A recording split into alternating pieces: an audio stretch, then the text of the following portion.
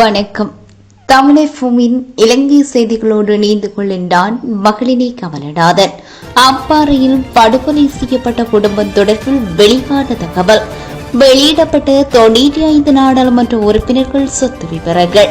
இலங்கையில் சிதறி போய்க் கொண்டிருக்கும் பழமை கட்சி. ஊடக நிறுவன பிரதானிகள் தேர்தல் ஆணைக்குழுவிற்கு அழைப்பு.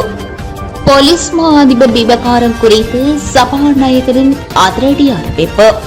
திருக்குடியிருப்பில் இருவர் கைது. காலநிலையில் ஏற்படவுள்ள மாற்றம். இனி வருமான விரிவான செய்திகள். ஜனாதிபதி தேர்தலில் இடம்பெறும் முறைகேடுகளை கண்காணிக்கவும் அது குறித்த தகவல்களை பெறுவதற்கும் நடவடிக்கை மேற்கொள்ளப்பட்டுள்ளதாக இலங்கை மனித உரிமைகள் ஆணைக்குழு தெரிவித்துள்ளது.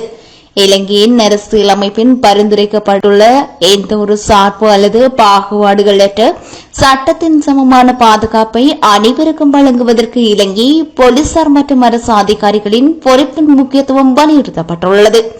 இதன்படி தேர்தலுக்கு அமைப்பாக போலீஸ் மற்றும் ஏனைய அரசு அதிகாரிகளால் தேர்தல் சட்டங்களை மீறுவது தொடர்பாக முறைப்பாடுகளை ஏற்றுக்கொள்வதாக மனித உரிமை ஆணைக்குழு அறிவித்துள்ளது. இந்த நிலையில் பொதுமக்கள் தேர்தல் முறைகேடுகள் தொடர்பான தமது முறைப்பாடுகளை 07619146996 என்ற தொலைபேசி இலக்கம் அல்லது 011225055566 தொலைநகலூடாக சமர்ப்பிக்க முடியும் என ஆணைக்குழுவின் பேச்சாளர் ஒருவர் தெரிவித்துள்ளார். இந்த முயற்சி சுதந்திரமான மற்றும் நியாயமான தேர்தலை உறுதி செய்வதை நோக்கமாக கொண்டுள்ளது. அத்துடன் தமது தலைமை அலுவலகம் மற்றும் அனைத்து பிராந்திய அலுவலகங்களிலும் இதற்காக சிறப்பு அதிகாரிகள் நியமிக்கப்பட்டுள்ளதாகவும் மனித உரிமைகள் ஆணைக்குழு தெரிவித்துள்ளது. லஞ்சம் அல்லது ஊழல் குற்றச்சாட்டுகளை விசாரணை செய்யும் ஆணைக்குழு 95 நாடாளுமன்ற உறுப்பினர்களின் சொத்து விவரங்களை பொதுமக்களின் பார்வைக்காக வெளியிட்டுள்ளது. ஆவணங்கள் இப்போது ஆணையத்தின் இணையதளத்தில் வெளியிடப்பட்டுள்ளது. இந்த நடவடிக்கை பொது அதிகாரிகளிடையே வெளிப்படைத்தன்மை மற்றும் பொறுப்புணர்வை பொதுமக்கள் மத்தியில் அதிகரிப்பதற்கான ஆணையத்தின் தொடர்ச்சியான முயற்சிகளில் ஒரு பகுதியாகும். இந்நிலையில் ஏனைய அரசியல்வாதிகளின் சொத்து பிரகடனம் பெறப்படும் வரிசையை பின்பற்றி உரிய காலத்தில் பிரகடனப்படுத்தப்படும் என ஆணைக்குழு தெரிவித்துள்ளது. வெளியிடப்பட்ட தகவல் ஊழல் தடுப்பு சட்டத்தின் கோடிட்டு காட்டப்பட்டுள்ள வழிகாட்டுதல்களுக்கு இணங்குவதாக ஆணைக்குழு அறிவித்துள்ளது.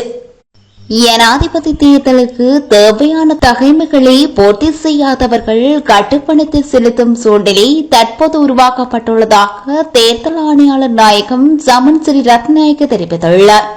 ஊடகங்கள் மூலம் விளம்பரம் பெறும் நோக்கில் கடந்த சில தினங்களுக்கு முன்னர் எவ்வாறு பலர் கட்டுப்பணத்தை செலுத்துவதற்காக தேர்தல் ஆணைக்குழுவுக்கு வந்துள்ளதாகவும் குறிப்பிடப்படுகின்றது. எனவே பல்வேறு காரணங்களை முன்வைத்து அனாவசியமாக தேர்தலில் ஈடுபடுவதனை தவிர்க்குமாறு தேர்தல் ஆணையாளர் நாயகம் அறிவுறுத்தியுள்ளார். இதேவேளை நாட்டின் அரசியல் தொடர்பில் எவ்வித தொலைநோக்கு பார்வையும் இல்லாதவர்கள் தேர்தலில் போட்டியிடுவதன் மூலம் தேர்தலுக்காக செலவிடப்படும் பணத்தின் அளவு அதிகரிக்கக்கூடும் என ஜனநாயக மறுசீரமைப்பு மற்றும் தேர்தல் கைக்குகள் நிறுவனத்தின் நிறைவேற்று பணிப்பாளர் தெரிவித்துள்ளார். அரசாங்கத்தினால் ஆரம்பித்த வேலை திட்டங்களை தொடர்ந்து முன்னோக்கி கொண்டு செல்லாவிட்டால் நாடு மீண்டும் வரிசை சுகத்தை எதிர்நோக்கி நேரிடும் என ஜனாதிபதி ரணில் விக்ரமசிங்கே எச்சரிக்கை விடுத்துள்ளார். மட்டக்களப்பில் இடம்பெற்ற நிகழ்வொன்றில் கலந்து கொண்டு கருத்து தெரிவித்த போது அவர் இதனை குறிப்பிட்டுள்ளார். நிதி விஸ்திரத்தன்மையை உறுதிப்படுத்த சர்வதேச நாணய நிதியத்துடனான உடன்படிக்கைகளுக்கு அமைப்பாக செயற்பட வேண்டும். இந்த ஒப்பந்தங்களை மாற்ற முயற்சிப்பதன் மூலம் நாட்டுக்கு கிடைக்க வேண்டிய நிதியுதவியினை இழக்க நேரிடும். சர்வதேச நாணய நிதிய ஒப்பந்தங்களை மாற்றினால் பாதகமான விளைவுகள் ஏற்படும். 2035 ஆண்டுக்குள் நாட்டை ஏற்றுமதி அடிப்படையாக கொண்டு பொருளாதாரமாக மாற்றும் நோக்கிலே பொருளாதார பரிமாற்ற சட்டம் கொண்டு வரப்பட்டுள்ளது. மத்திய அரசாங்கத்தின் சுமையை குறைத்து மாகாணங்களுக்கு அபிவிருத்தியை பகிர்ந்தளிக்கும் வகையில் மாகாண சபைகள் பலப்படுத்துவதே எமது நோக்கமாகும் என ஜனாதிபதி தெரிவித்துள்ளார். முல்லைத்தீவு புதுக்குடியிருப்பில் 5 கடைகள் மற்றும் ஆலய உண்டியலை உடைத்து திருடிய குற்றச்சாட்டில் இருவர் புதுக்குடியிருப்பு போலீசாரால் கைது செய்யப்பட்டுள்ளனர். இந்த கைது நடவடிக்கை நேற்றைய தினம் இடம்பெற்றுள்ளதாக போலீசார் தெரிவித்துள்ளனர். புதற்குடியிருப்பு போலீசாருக்கு கிடைக்கப்பட்ட முறைப்பாடுகளை அடுத்து புதற்குடியிருப்பு போலீஸ் நிலைய பொறுப்பதிகாரி தலைமையிலான போலீசார் கைது நடவடிக்கையை மேற்கொண்டிருந்தனர். கைது செய்யப்பட்ட சந்தேக நபர்களிடமிருந்து திருடப்பட்ட படமும் திருடப்பட்ட பொருட்களும் போலீசாரால் கைப்பற்றப்பட்டுள்ளது. இவ்வாறு கைது செய்யப்பட்ட சந்தேக நபர்கள் 10ஆம் வட்டாரம் வயது 14 சேர்த்து பெற்றும் மத்துவிலை சேர்த்து 24 வயதுடையர் என தெரிய வந்துள்ளது. சம்பவம் தொடர்பான மேலதிக விசாரணைகளை புதற்குடியிருப்பு போலீசார் மேற்கொண்டு வருவதுடன் விசாரணைகளின் பின்னர் சந்தேக நபர்கள் முல்லைத்தீவு நீதிமன்றத்தில் முற்படுத்தப்பட உள்ளதாக போலீசார் தெரிவித்துள்ளனர். நாட்டின் சில பிரதேசங்களில் அவ்வப்போது மழை பெய்யக்கூடும் என வளிமண்டலவியல் திணைக்களம் அறிவித்துள்ளது. இதற்கமைய மேல் மற்றும் சப்ரகோவ மாகாணங்களிலும் காலி மாத்தரை கண்டி மற்றும் நுவரெலியா மாவட்டங்களிலும் இன்று மழை பெய்யக்கூடும் என அந்த திணைக்களம் தெரிவித்துள்ளது. இந்த பிரதேசங்களில் சில இடங்களில் 75 மில்லிமீட்டருக்கு அதிகமான ஓரளவு பலத்த மழைவீழ்ச்சி எதிர்பார்க்கப்படுகிறது. நாட்டின் ஏனைய பிரதேசங்களில் பல இடங்களில் மாலையில் அல்லது இரவில் மழையோ அல்லது இடியுடன் கூடிய மழையோ பெய்யக்கூடிய சாத்தியம் காணப்படுகிறது.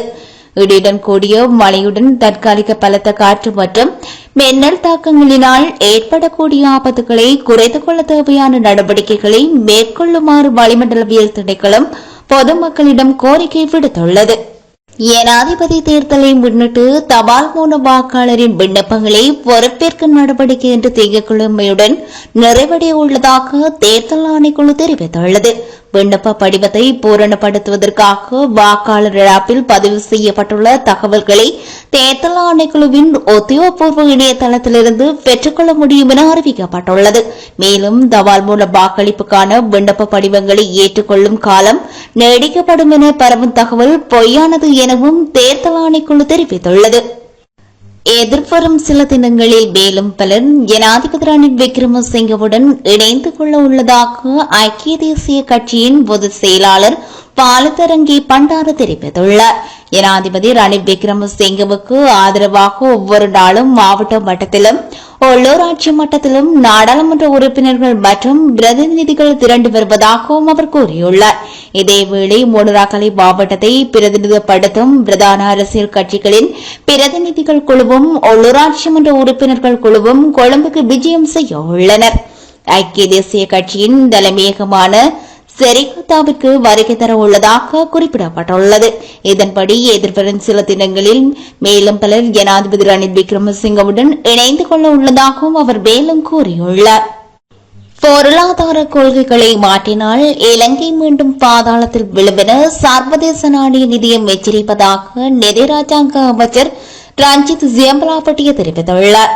ருவன்வெல்லவில் நேற்று இடம்பெற்ற நிகழ்ச்சி ஒன்றில் பின்னர் ஊடகங்களுக்கு கருத்து தெரிவிக்கும் போதே ராஜாங்க அமைச்சர் மேற்கொண்டவாறு தெரிவித்துள்ளார். பொருளாதாரம் தொடர்பில் முன்னெடுக்கப்படும் வேலை திட்டங்கள் மற்றும் கொள்கைகளை மாற்றினால் நாடு மீண்டும் பாதாளத்தில் விழும் என சர்வதேச நாணய நிதியம் கருதுகிறது. நாட்டுக்கு வருகை தந்த சர்வதேச நாணய நிதியத்தின் தூதுக்குழுவிற்கு தலைமை தாங்கிய பீட்டர் ட்ரூபர் நாட்டின் பொருளாதார வளர்ச்சியின் முன்னேற்றத்தை மதிப்பீடு செய்வதாக கூறினார். அரசு வருவாயை அதிகரிப்பது, பணவீக்கத்தை கட்டுப்படுத்துவது, அந்நிய செலவாணி கையிருப்பை அதிகரிப்பது குறித்து மதிப்பீடு செய்யப்படுகின்றது. இந்நிலையில் பொருளாதாரம் தொடர்பில் சிலர் வெளியிடும் கருத்துக்கள் தொடர்பில் அவதானமாக இருக்க வேண்டும் என ராஜாங்க அமைச்சர் மேலும் தெரிவித்துள்ளார். ஜனாதிபதி தேர்தலில் தமிழ் பொது வேட்பாளருக்கு வாக்களிப்பது தொடர்பில் நான் தெரிவித்த கருத்துக்கள் பற்றி தவறான பிரச்சாரங்கள் மேற்கொள்ளப்படுவதாக நாடாளுமன்ற உறுப்பினர் காவி விக்னேஸ்வரன் குற்றம் சாட்டியுள்ளார். விக்னேஸ்வரனால் ஊடகங்களுக்கு அனுப்பி வைத்துள்ள கேள்வி பதிலே இந்த விடயம் குறிப்பிடப்பட்டுள்ளது. தமிழ் பொது வேட்பாளர் ஒருவரை தமிழ் அரசியல் கட்சிகள் மற்றும் சிவில் சமூகங்கள் ஜனாதிபதி தேர்தலில் நிறுத்துவது, பொது ஒட்டுமொத்த தமிழ் மக்களுக்கு அந்த வேட்பாளருக்கு தமது வாக்குகளை அளிக்க வேண்டும் என்பது எனது கோரிக்கையாகும். விரும்பும் வாக்குகளை எவ்வாறு பயன்படுத்துவது என்பது தமிழ் மக்களின் ஜனநாயக உரிமைக்கு உட்பட்ட விடயம். எது தொடர்பில் அவர்கள்தான் தீர்மானிக்க வேண்டும். இன்னாருக்குத்தான் தமிழ் மக்கள் தமது விருப்ப வாக்குகளை அளிக்க வேண்டும் என்று நான் எந்த கோரிக்கையினையோ அல்லது ஆலோசனையை முன்வைக்கவில்லை.